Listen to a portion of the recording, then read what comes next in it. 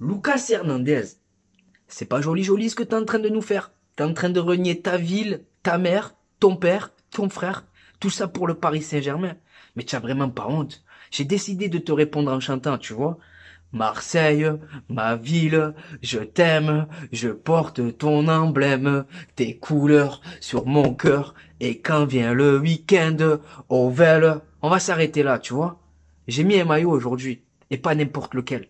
Le maillot pour fêter les 120 ans de notre club. Lucas Hernandez, tu le sais mieux que moi. Ce maillot, il a une histoire. Ce maillot, il a un poids. Ce maillot, c'est une culture de la gagne. Ce maillot, c'est un peuple entier qui te suit à travers la France et le monde entier. Je peux te dire, mais je peux te dire que ce qu'a vécu Valbuena au Vélodrome quand il a signé à Lyon, c'est rien en comparaison de ce qui t'attend. Bonjour à vous supporters marseillais, supportrices marseillaises. On se retrouve aujourd'hui pour une nouvelle vidéo. Aujourd'hui, on va évoquer le mercato avec le départ quasi officiel de Cengiz Ünder. On va évoquer le chantier du milieu de terrain, 6 joueurs pour 2 places, qui va quitter le club. Et enfin, pour conclure, écoutez, on parlera de Pablo Longoria et de sa stratégie. Voilà pour le sommaire. Et vu que je suis assez pressé de vous en parler, écoutez, c'est parti.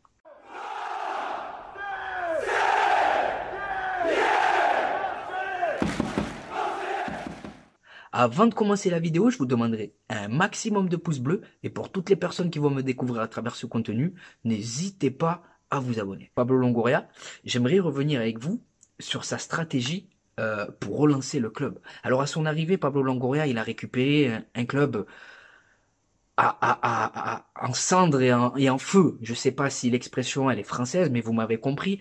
Donc quand il arrive, la commanderie elle est en feu, les supporters ils veulent taper les joueurs, c'est la grève. McCourt il est pris à partie par tout un peuple et les élus locaux. Et Pablo Longoria il s'est dit, ok, il a compris la ville, il sait où il a mis les pieds, et surtout, il a compris les attentes des supporters. Pour relancer le club, Longoria, il est parti chercher des joueurs en difficulté dans leur club. Guendouzi, quand il arrive, c'est un pari. Arkadiusz Milik, quand il arrive, c'était plus un joueur de ballon.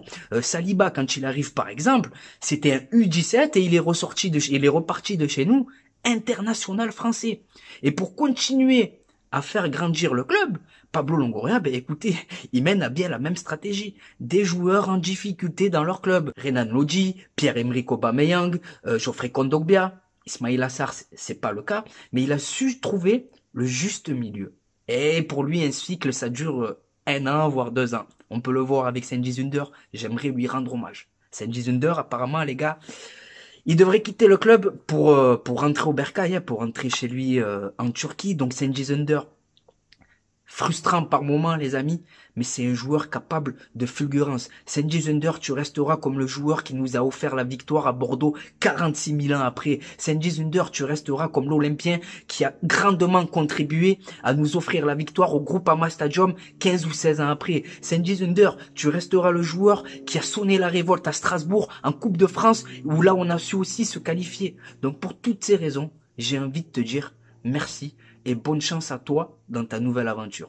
On va enchaîner maintenant avec l'autre sujet, le chantier du milieu de terrain. Alors au milieu de terrain, si vous faites un tour au niveau de l'effectif, il y a 6 joueurs pour 2 places.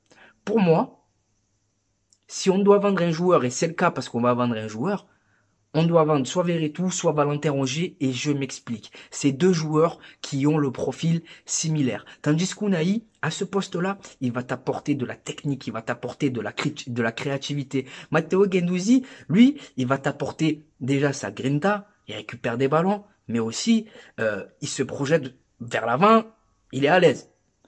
Pape Gueye, il est suspendu par la FIFA, donc on peut pas le vendre, mais j'ai l'impression de ce que je peux voir en match amical, que techniquement, il a franchi un palier. Son prêt là-bas en Espagne, il lui a fait du bien. Et enfin, on a Geoffrey Kondogbia. Geoffrey Kondogbia, il vient d'arriver, il peut pas quitter le club. Donc moi, pour toutes ces raisons, je vendrai soit le Verretou ou soit Rongier. N'hésitez pas à me dire ce que vous en pensez en commentaire. On va enchaîner maintenant, les amis, avec le mini débrief de notre match amical du jour. Voilà, victoire de l'Olympique de Marseille face à une D1 hollandaise, si je vous dis pas de bêtises, les amis. Le nom du club, il est compliqué. Donc, ce que je vais retenir de ce match, encore une fois, c'est qu'on a des minots qui confirment et ça fait plaisir. François-Régis Muguet et Emran Soglo à gauche qui a montré des choses intéressantes. Pour moi, c'est les deux minots, à l'heure actuelle, qui sont le plus proches d'intégrer l'équipe première dans la rotation d'effectifs. S'ils ont le niveau, faut qu'on les fasse jouer, même le petit Enzo Sternal. Faut qu'on arrête d'attendre qu'ils aient 23 ans pour les lancer. Ce que j'aimais aussi, c'est la première d'Ismaïl Assar. Voilà, il nous a montré ce qu'il allait apporter à l'équipe. Percussion, vitesse, profondeur. Un Pierre-Emerick Aubameyang également qui monte en puissance. Aziz Ounahi qui retrouve des couleurs. Voilà, balle au pied, retrouve des sensations après sa longue blessure. Ensuite, en deuxième mi-temps, les amis, ben écoutez, il n'y a pas grand-chose à retenir. Beaucoup de changements, beaucoup moins de rythme. On a été beaucoup trop brouillon entre guillemets. Il faut relativiser. C'est qu'un match amical. L'essentiel, c'est qu'on soit prêt le 8 ou 9 août prochain et comptez sur moi pour aller au Vélodrome pour vous faire vivre ça au plus près. Mais je sais pas, les amis, je la sens bien cette saison. Je sais pas pour vous, mais Pablo Longoria, il a fait, je sais pas, il y a toujours eu de la ferveur. Mais tu vois, quand je pense à Marseille, maintenant, je suis heureux. Tandis que quand on avait Zubizarreta, Jacques-Henri Hérault et, voilà, frère, tu pensais à Marseille, t'étais dégoûté, frère. C'est des humiliations, Germain.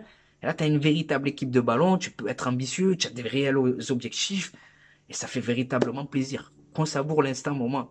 Ah, Chérou. Oh, Chérou! Elle est pour toi! Oh, Chérou! Oh, la famille, on est jaloux de quoi? On est jaloux de toi, nous?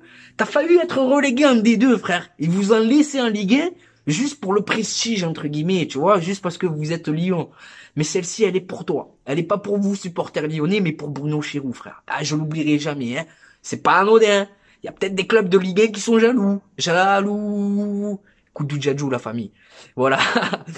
Je crois que j'ai évoqué avec vous tous les sujets, les amis. Hein. Sandy Zunder, la bataille du milieu de terrain, le débrief de ce match amical avec les minots qui confirment. C'est ce que je vais y retenir. On a évoqué quoi? Lucas Hernandez, la stratégie de Pablo Longoria. Donc voilà, les amis, on a été complet. Hein. Maintenant, c'est à vous de jouer. C'est à vous de liker la vidéo. C'est à vous de commenter, de me dire ce que vous en pensez. Donc voilà.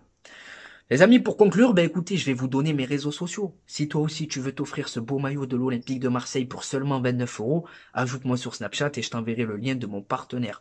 Donc Khalil-6 TPAMS13. Donc sur Snapchat, je te passe le bon plan maillot, mais je filme aussi ma vie. Ça me permet d'être plus proche de vous parce que je débat avec vous, je parle avec vous et c'est un kiff pour moi. Ensuite, on a Instagram. Sur Instagram, on est sur un contenu un peu différent, tu vois, c'est moi et ma grosse tête au Vélodrome, moi et ma grosse tête devant le Vélodrome, moi et ma grosse tête en vacances, moi et ma grosse tête avec des joueurs que j'ai pu approcher, donc TPMS 13. Ensuite, on a Twitter où je suis sur un contenu différent. Je réagis à chaud à l'actualité olympienne et à l'actualité footballistique. Et enfin, ouais, Twitter, donc c'est TPMS 13 13 13. Et enfin, pour conclure, on a TikTok. TikTok, c'est touche pas à mon stade, tout attaché. Donc voilà, les amis, hein. C'est la fin de cette vidéo. Je vous remercie de l'avoir visionné jusqu'à la fin. Et n'oublie pas, notre virus à nous. Aujourd'hui, il y en a deux, les amis. Hein. Chez l'OM. Là et là. Ciao, les amis.